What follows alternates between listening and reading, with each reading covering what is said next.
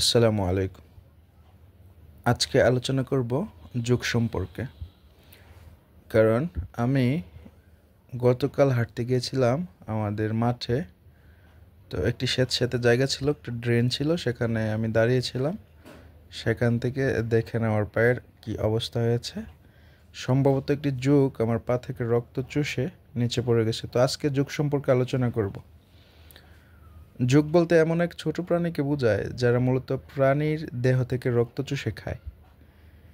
এদের শরীরে কোনো ধরনের হাড় থাকে না। এদের মুখের শক্তিশালী চুষক দিয়ে নিজেদের দেহের ওজনের কয়েক গুণ বেশি রক্ত চুষে খেতে পারে। চুষক বলতে বোঝানো হয়েছে এটার মুখ দিয়ে যে রক্তটা চুষে নেয় সেটাকে। কিছু যুগ প্রাণীর শরীর থেকে এমনভাবে রক্ত চুষে খেতে সক্ষম যে সেই প্রাণী বেঁচে থাকার জন্য যে প্রয়োজনীয় রক্ত শরীরে থাকা দরকার সেইটুকু না থাকতে পারে। এমন বৈশিষ্ট্যের যুগকে খুব হিংস্রতার প্রতীক হিসেবে বর্ণনা করা হয়। এখন চলুন জেনে নেই বৈজ্ঞানিক শ্রেণীবিন্যাস। জগৎ, প্রাণী জগৎ। পর্ব অ্যানেলডিয়া, শ্রেণী ক্লিটেলাটা, উপশ্রেণী হিরুডিনিয়া।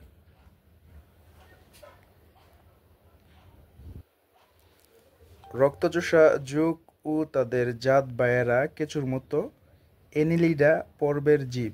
এরা অ্যানিলিডা পর্বের হিরুডিনিয়া উপপর্ব গঠন করে। কেঁচুর মতো এদের ক্লাইটেলাম আছে ও গমনাঙ্গ সিটে। আদিকাল থেকে রক্তচোষা যুগের যেমন হিরুডিনিয়া মেডিসিলানিস রক্ত জমাট বাঁধা বন্ধ করার জন্য চিকিৎসায় ব্যবহার হয়েছে।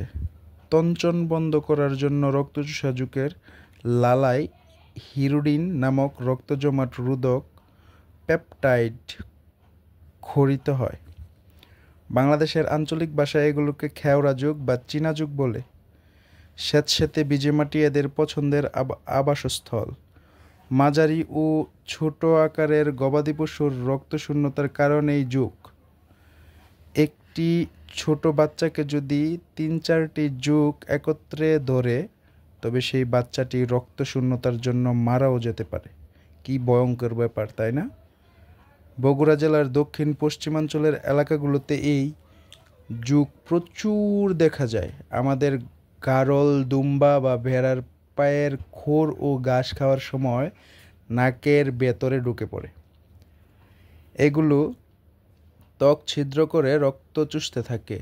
যতক্ষণ না এগুলোর পেট ফেটে যাওয়ার উপক্রম হয়, নিচ থেকেই পড়ে যায়। এরা যেটুকু রক্ত খায় তাতে কোনো সমস্যা হয় না, কিন্তু রক্ত খেতে যে ছিদ্রটি করে সেই ছিদ্র দিয়ে অনেকটা রক্ত বেরিয়ে যায়। গ্রাম বাংলায় পশুপালনের বড় অন্তরায় এই রাবার সদৃশ প্রাণীটি।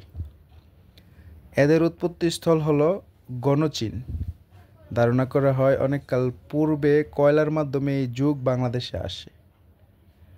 তো আজকে এই যুগ সম্পর্কে আপনাদের কিছু তথ্য দেওয়ার চেষ্টা করলাম। অবশ্য এই তথ্যগুলো সংগ্রহ করা উইকিপিডিয়া থেকে। ধন্যবাদ সবাই।